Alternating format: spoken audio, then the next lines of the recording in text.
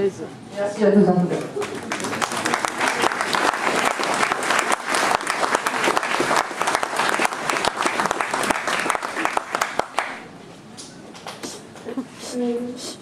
Donc je voudrais dire que je suis à la fois émue, flattée et honorée d'avoir été choisie par le conseil d'administration de la Fondation Serge Lapécor comme secrétaire général. Oserais-je dire que je suis une vieille compagne de route de son œuvre et que toute son œuvre a accompagné ma vie, puisque j'ai acheté sa première toile en 1969. Ça fait 45 ans. Ça fera 45 ans dans un mois.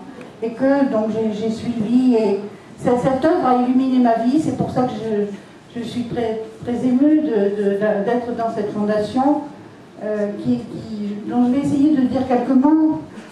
Si vous voulez, dès que j'ai acheté des œuvres de Lapécor et d'autres peintres, je me suis posé cette question, quels sont les rapports qu'il y a qui ne sont pas de l'ordre du rationnel entre quelqu'un qui achète une œuvre et qui la regarde et le peintre. Et il y a eu Picasso qui, il y a longtemps, vous savez, Picasso était un homme assez bavard et qui parlait un peu à tout le monde, aux experts, et il parlait aussi à ses collègues peintres. Et un jour, il a dit ceci qui m'a toujours, sur laquelle j'ai beaucoup réfléchi, un tableau n'existe que par celui qui le regarde. Et je me suis dit, mais c'est quand même un grand peintre qui dit ça, c'est quand même assez étonnant. Et je crois que c'est vrai. Et à propos de l'œuvre de ce grand peintre qui est pour moi Serge Lapécor, je crois que le regard aujourd'hui en France était structuré traditionnellement par deux institutions, l'État et le marché. Et que la fondation, l'institution de la fondation est une troisième institution nouvelle. C'est pour ça que je voudrais vous en dire quelques mots. Bon, l'État, tout le monde connaît, mais l'État, qu'est-ce que ça construit? Ça construit une politique culturelle. L'État, c'est le pouvoir, et ce qui l'intéresse, c'est pas l'œuvre du peintre. Ce qui intéresse le pouvoir, c'est de montrer qu'il a une politique culturelle. C'est-à-dire, c'est de s'afficher comme créateur, comme producteur de culture.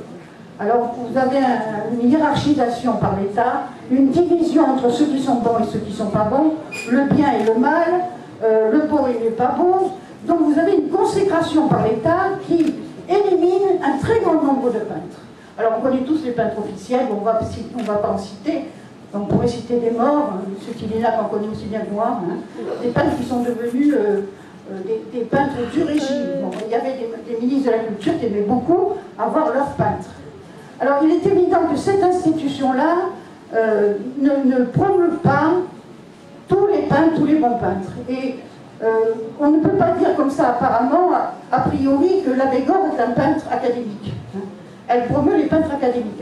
De Lapécor, on peut dire qu'il est baroque, qu'il est insurgé, qu'il est insoumis, qu'il est difficile à comprendre, qu'il est surréaliste, tout ce qu'on veut, ou n'importe quel qualificatif de type pictural, mais on ne peut pas lui dire qu'il est académique. Donc, c'est une institution qui ne promeut pas systématiquement un bon peintre qui a une qualité d'œuvre continue.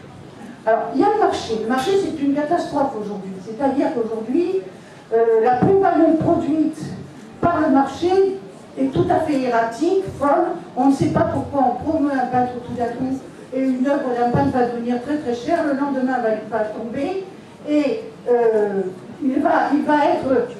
La qualité de la production d'un peintre n'est pas du tout garantie par le marché. Et le pire, le marché est vendu par le goût de l'argent. C'est-à-dire, il faut qu'une œuvre leur apporte à ceux qui vendent très très vite. Et donc, il n'y a aucune garantie, si vous voulez, par le marché aujourd'hui, que la qualité d'une œuvre sur une durée sera reproduite sur le marché. Il faut bien vendre, puisqu'on est dans un système marchand. Mais pas vendre de cette façon, ni n'importe comment. Donc, reste la troisième initiative, c'est l'initiative de Sophie et de Serge Lapécor, c'est la fondation. Et